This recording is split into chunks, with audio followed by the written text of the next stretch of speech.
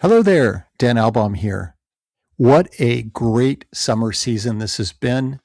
The positive feedback on my new book, The Giving Edge, continues to come in, and how uplifting it has been to see the real inspiration and connection that this book is making to inspire people to give more of themselves, their time, their resources, their knowledge, their support to others. And of course, the 37 amazing leaders who are profiled in this book who have seen the exponential returns of committing to bringing a giving mindset every day. It's becoming contagious, and it's really achieving this broadening of support for the value and the lasting meaning of being more giving to others. So pick up a copy wherever you find books, including Amazon and Barnes and Noble, and let me know what you think. And now on to this week's podcast. Welcome to another edition of Market Impact Insights, your podcast source for business leadership perspectives to help your business grow. Hear from experts in marketing, sales, business strategy, and more with practical advice for business success. Make sure you won't miss the latest episodes by visiting marketimpactnow.com. Now, here's your host, Dan Albaum.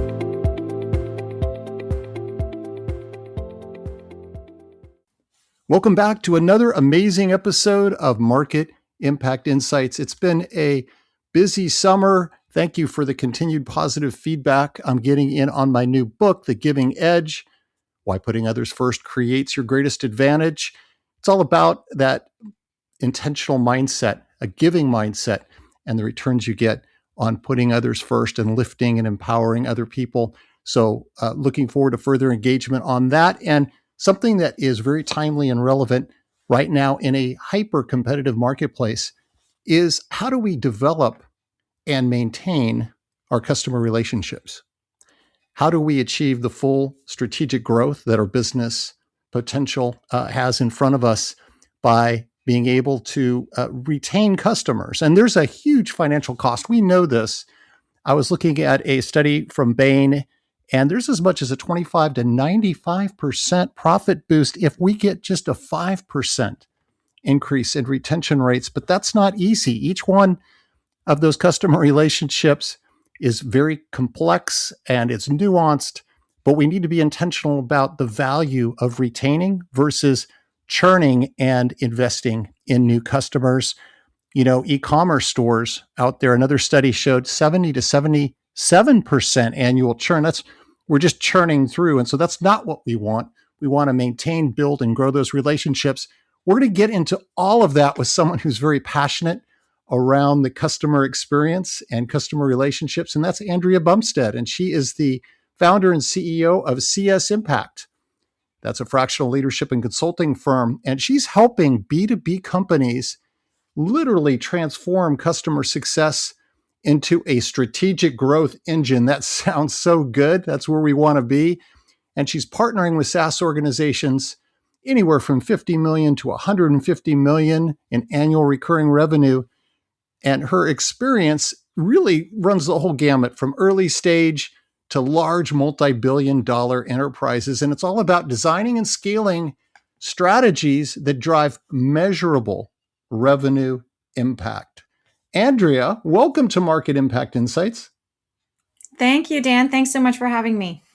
So you've had this really interesting career journey. You've been at an executive level on the client side. Now you are taking a more entrepreneurial path, but you're still focused and you're passionate around customer success. What sparked your desire to focus on that aspect of business growth? Yeah, so I actually started my career in marketing and sales, and then I moved over to the post-sale side. So started in marketing with an ed tech company. I really enjoyed marketing. And then in order to move up in that organization, I actually had to go into sales. You couldn't move up unless you went into sales. And so I was an account executive for 4 years. I loved being an account executive. Like I loved selling. I loved discovery. I loved the hunt and the chase and the close. But I also really loved maintaining that relationship, really getting to know my customers.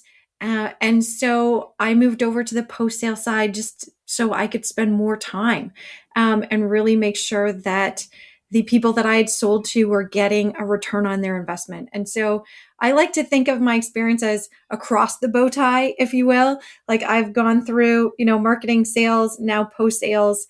And I tend to think of that experience more holistically, if you will. So I tend to think of like the customer journey actually starting with marketing and then carrying all the way through to post sales and their renewal. So I mean, I will say I love all three of those functions, but I have specialized in post sales over the past few years. Mm-hmm. And when you look back on your journey, what's been some of the biggest learning that you've taken from that? And have there been surprises for you along the way? Oh, the biggest learning. Well, I've had so many learnings and so many failures. I mean, so many things have gone wrong along the way as well. I mean, a big part of my learning is post sales tends to play second fiddle to sales and marketing a lot. It's a reality. If you sort of look at the executive sort of chain, in the boardroom, you look at board decks, like sales and marketing will just kind of suck the air out of the room, if you will. I often look at board decks and like 50% of the deck will be sales and marketing, just like maybe a quarter might be post sales, right? And then it's just sort of the rest, the overall sort of go to market strategy. And so I often talk with leaders in post sales in particular about this very phenomenon where it's just like always feeling like we're playing second fiddle or trying to justify the function or justify that we need resources or justify that we need training, etc. And I think a big a learning for me, because I often get asked like, why is that? And the biggest learning is that when a company is growing and scaling, they need customers. And so there's a lot of focus around new business. And in fact, CEOs and founders very focused on new business. And that focus just kind of stays there. That like it tends to, old habits die hard. We focus on the new business. But to your earlier point, if you can move retention by even a couple percentage points, that has compounding effects on revenue.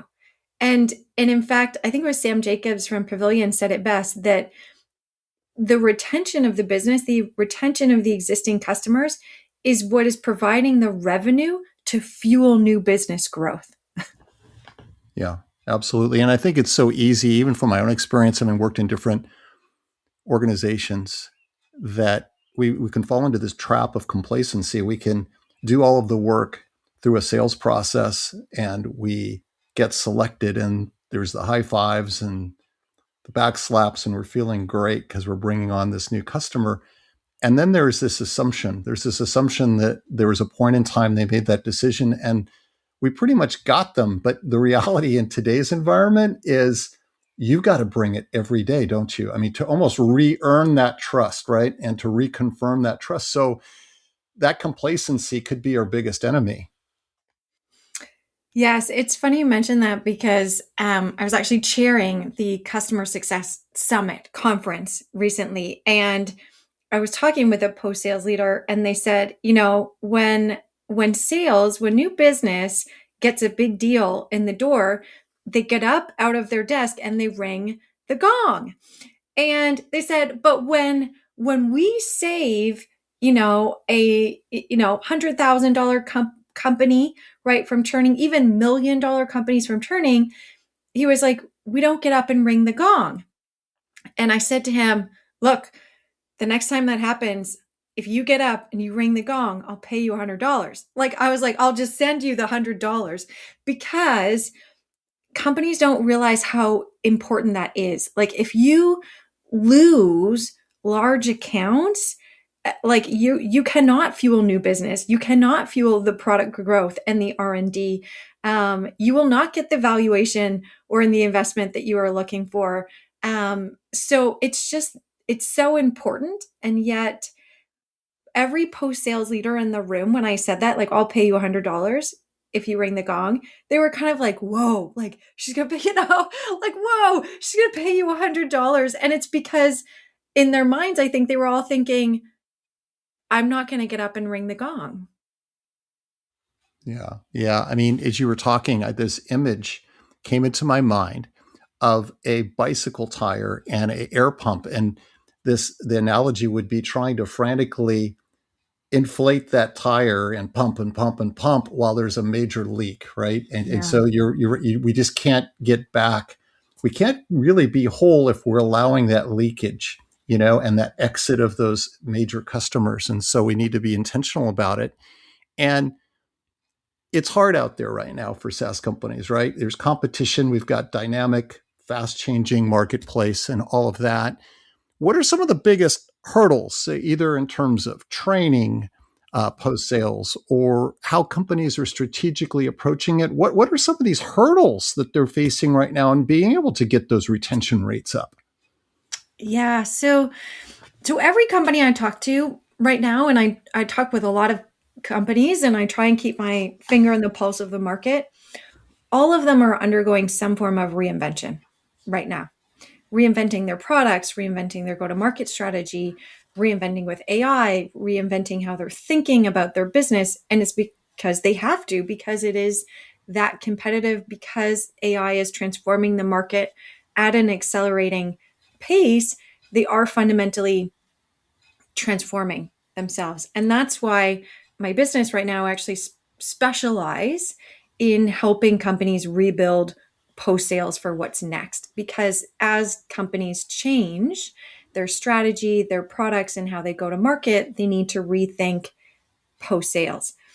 And you mentioned just really briefly about training, which I feel really passionate about, but post sales teams are some of the least trained teams in the industry, right? Which always baffles me, because, if you have a $30 million business, $30 million business, you have $100 million business, a $3 billion business, whatever size that is, right? You're relying on your post sales team to renew those customers, right? And they're not trained. In fact, most of the post sales teams that I interact with, they have hired sort of a hodgepodge of people from industry, from different sort of customer backgrounds. They may or may not have come from a true sort of customer success background. And so one of the biggest challenges is that it's such a diverse group and nobody's been trained, and post sales looks different in one company to the next. And so you get different methodologies and different frameworks. And like, I'm telling you, Dan, none of them are on the same page. And so then that translates into a poor customer experience, because the customer experience is literally dependent on who they get assigned to their account. Yeah. So, Andrea, if I was starting and I wanted to make this commitment, we're going to build out a customer success, a post-sales function that's high performing.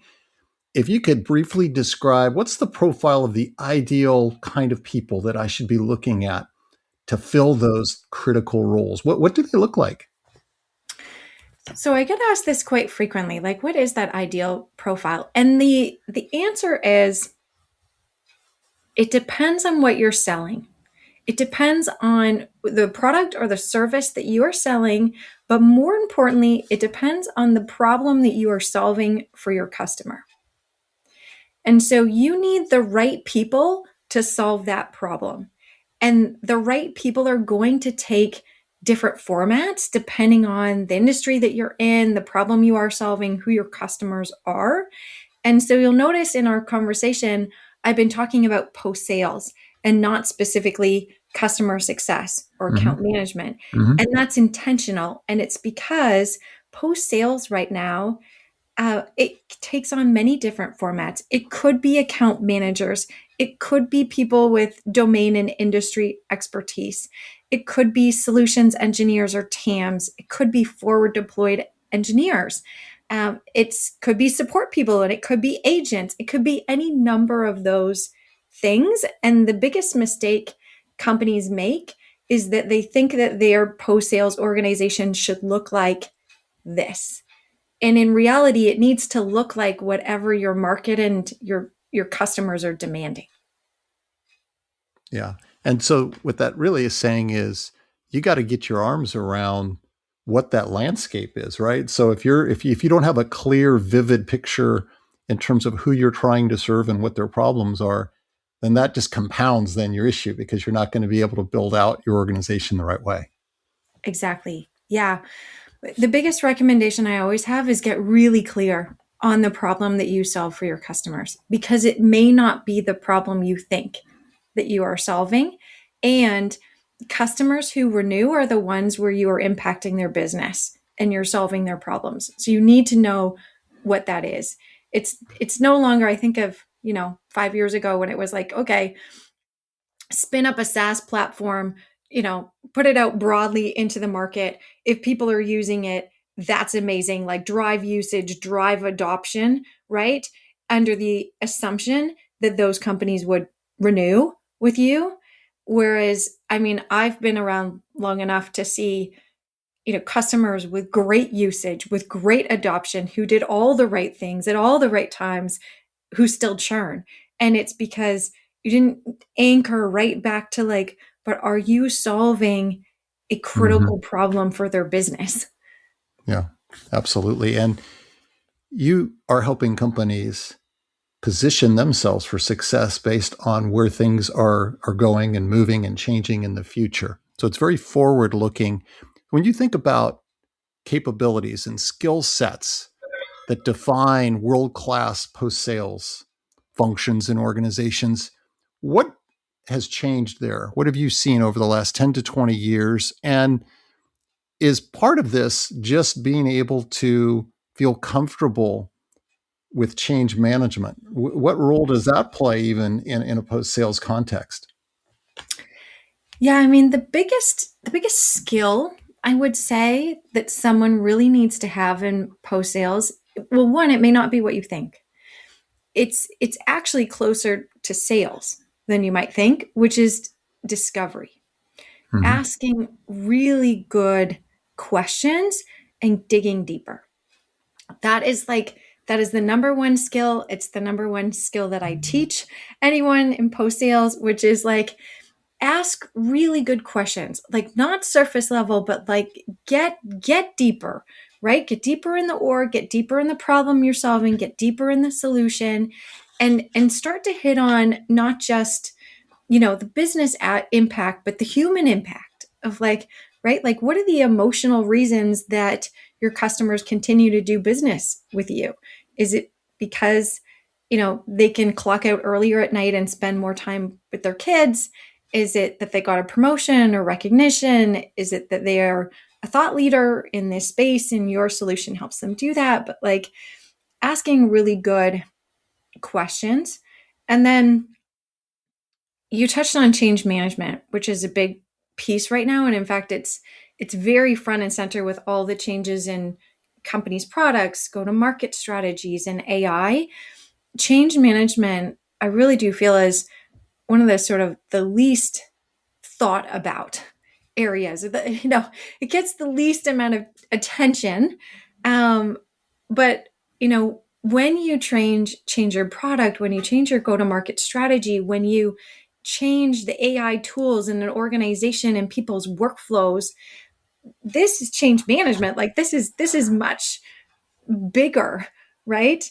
And I think a lot of companies really overlook how when they are making these changes, the impact it has on people and how people adapt to it, and that is actually like a process, right? It's a mindset shift. It's a shift in how people do things, but that's not a flick of a switch, if you will. Yeah, and it's not a single point in time. You said it's evolutionary, but it's continuous at the same time. And a little bit earlier, you were talking about marketing and sales and post sales, and the relationships across those functions sometimes can be a bit tenuous, or there can be a lot of tension there. So, as part of the capabilities and the skill sets, the ability to actually form trusted, healthy relationships across functional lines, do you feel like that's more important than it has been, about the same? Where do you see that relationship aspect? Yeah, I mean, I would say about the same. It's always been important. It's still important, right? Like the relationships that you have, your ability to navigate internally in an organization, get things done, collaborate, and solve problems, and specifically break down silos, right? So that all of go to market is marching together. It's not about one department sort of and their metrics over another. Like I've seen this where, you know, stellar metrics coming out of one of these silos to the detriment of the other departments, right? Like it's like, stellar new business coming in the door, sales is knocking it out of the park, and they're bringing in all the wrong customers because, any customer is good. And then that's affecting post sales and the churn of customers, or marketing's got wonderful pipeline of leads coming in and they're all the wrong leads, or they're not closing, right? So I think, anytime when you've got those silos, it's always to the detriment of the company. Yeah. And you touched on, as part of this change environment, AI. Of course, we're all thinking and we're talking about AI in 2026. How do you see it specifically transforming go forward strategies, and even down to execution in terms of customer relationships and retention? Where is that transformation and what's it going to look like? Well, it's definitely transforming things. I think that's definitely happening. However, it is interesting because I'll just tell you a quick story. I was talking with someone from a really big company. Okay, like if I said the name, you would know them in a second. All right, really big company, and she said to me, Andrea, we just rolled out Claude Code to everyone in the organization. And I was like, wow, like one, that's a huge investment. Two, okay, cool. And then, and she said, and the CEO said that he's expecting a 90% increase in efficiency. And I was like, wow, okay. And she said to me, I don't know what to do with this Claude Code. Like, she's like, I've got people on my team who haven't logged in. I've got people who are like vibe coding things. She's like, she's like, I don't know. She's like, they're kind of all over the place and I don't know what I'm supposed to be doing. And she said, I don't know how I'm to be experimenting in Claude Code while I'm still bringing in all the retention and expansion, right? Like that, you didn't change my target. So you want me to do something with Claude Code over here, but like I need to do my day job. And she said, and I'm afraid if I build something really cool, I'm going to lose my job, right? That it'll somehow replace me. And then she said, but if I don't build something, I'm probably going to lose my job because, we're supposed to be 90% more efficient. And so she was just like, so I have Claude Code and I don't know what to do with it. And I think a lot of companies are in this position where somewhere at the executive or the board level, it was like, we need Claude Code because it's going to solve all of our problems. And yes, it's super expensive, but we don't care.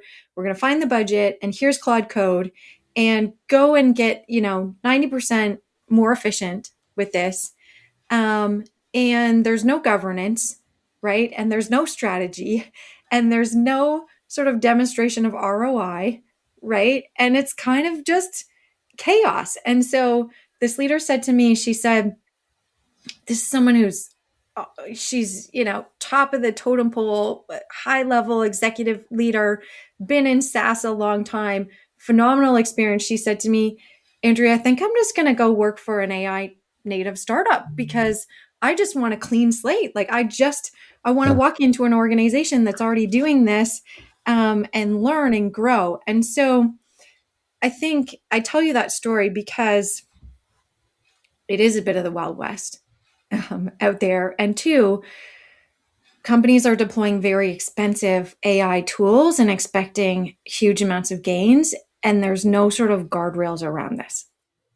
Yeah, that is a really great example too of, a company mandate or call to action that is just vague enough that it's going to leave people a little bit in the lurch, right? Because what is even 90% more efficiency? What does that even really mean, right? So we're grasping. Does that mean it's going to be speeding up project time to completion? Does it mean our outcomes are going to be improved? What does that even mean? So that's probably what's starting to get people kind of scratching their heads. And then how does I actually do this in a way that balances preserving my value and role? There's just so much, the psychology that comes in and the apprehension and the fear. There's so much wrapped up into that. Totally. Yeah. She was just like, I don't know where to start. I don't know what to do with this tool.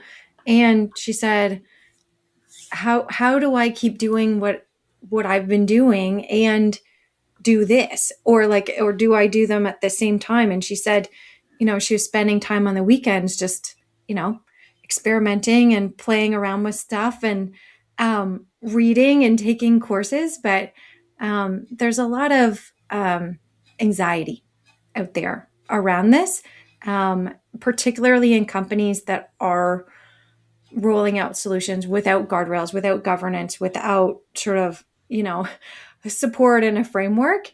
I talk with lots of companies where everyone is just experimenting with it.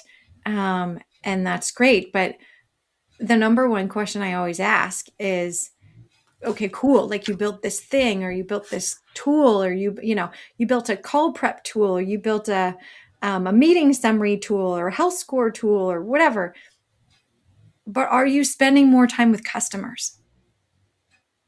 And they all sort of look at me and they're like, well, no, not yet. Right. And I think that always needs to be the measure of like, okay, so yes, you saved all this prep time for your calls. So did you have more calls?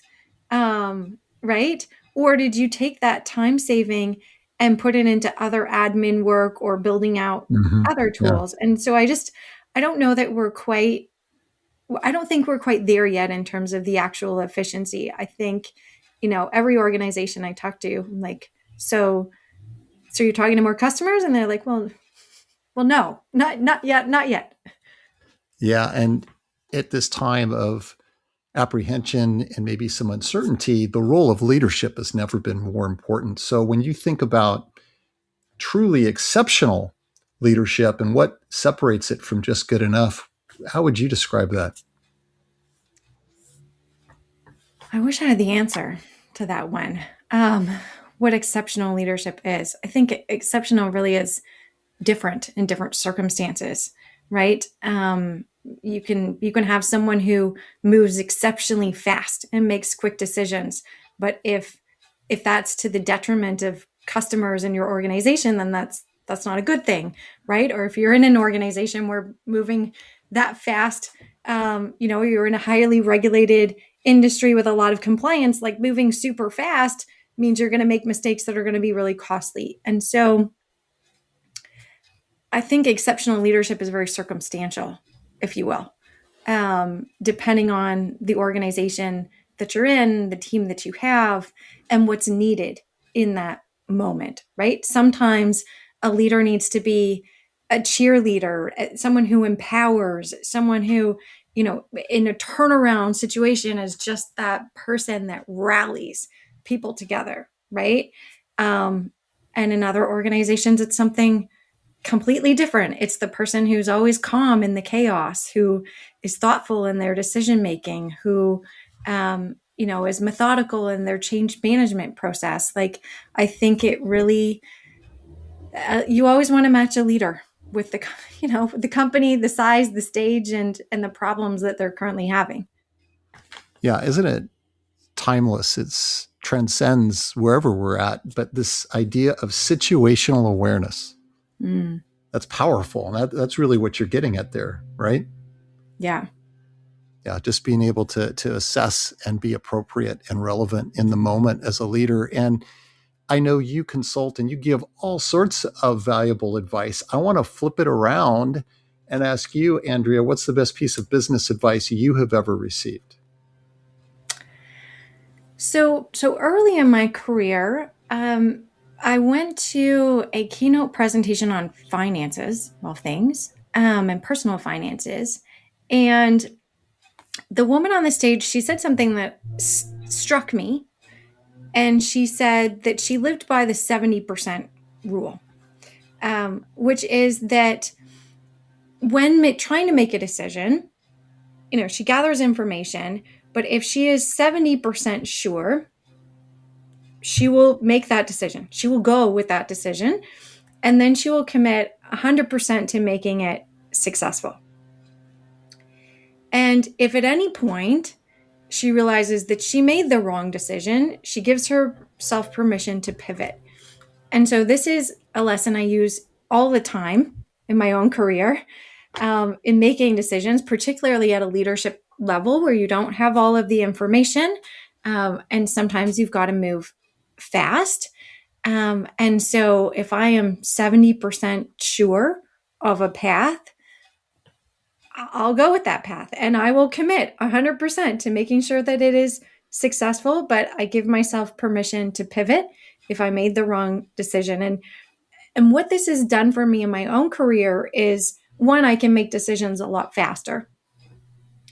But two, it keeps me from perfectionism and inaction due to indecisiveness. Yeah, there's something just magical about just being in motion and just taking the accountability, making the decision. It may not be perfect, but we're moving, we're doing something rather than being just stuck in that paralysis and not going anywhere. So when you look ahead to the future, what makes you optimistic? I think we're in such an exciting time right now. Like every day I wake up and I'm excited by what I can do in AI. I'm excited with where things are moving and how much we're learning and growing. So I think it's a very exciting time if you embrace it, right? You're like, let me just try new things, build new things. I've spent a lot of time in the past few weeks building things in Claude and having the time of my life, and also being exceptionally frustrated, right? So when you try new things and when you get outside of your comfort zone, inevitably, one, you're going to fail at some point. So I've had all kinds of micro failures, and then two, you're going to be frustrated. Things don't always pan out the way that you think. I don't always have the patience that I want to have for the things that I'm creating, but it is such a great time to embrace sort of the change and to learn something new and to grow. With that comes this sort of frustration, even anxiety, right? Or angst.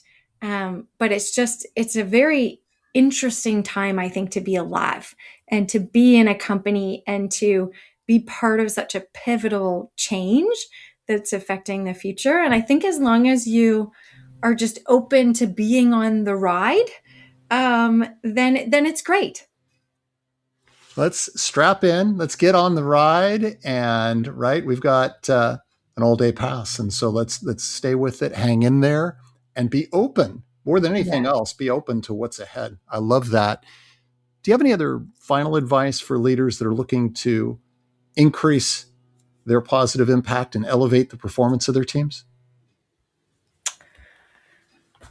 Oh, any other advice? Well, I mean, the biggest one is to keep learning, to keep growing, right? We're, as humans, I think we never want to stagnate. We always want to learn. We always want to grow. We always want to keep going. I know as an overachiever myself, sometimes that feels a bit hamster wheelish for me, where I'm like, oh, but if I'm always learning and if I'm always growing, like when am I resting, right? When do I actually get off the hamster wheel of learning and growth? And so one, I would say always learn and grow. But then two, and this is something I struggle with myself, is also give yourself permission to get off that bandwagon sometimes and just be like, you know what? I'm unplugging, I'm going for a walk, and I'm not bringing my phone, and I'm just going to be, I'm not going to do, Sometimes I'm not even here to learn. I am just here to walk in nature and be, right. And I think that is okay too.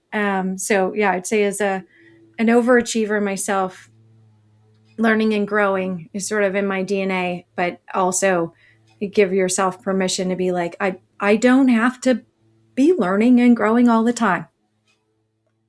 Yeah. And I found that actually sharing with others. So, as much as we're accumulating, growing, we're working hard, trying to expand our perspective. Sometimes just the act of this is back to the giving mindset, which I talk about in my book, which is through mentoring or giving back or sharing that learning, that can be a very soothing and a relaxing kind of experience too. In Yes. addition to just the self-care, which you talk about, which is so important. Yes. Yeah. I definitely try and give back a lot to the post-sales community. In particular, I like to think of myself as a voice for the community, someone that talks about the things that people are thinking, but maybe not saying. Right. But giving back, you're right, is just, it's so foundational. And oftentimes when we give, we learn more.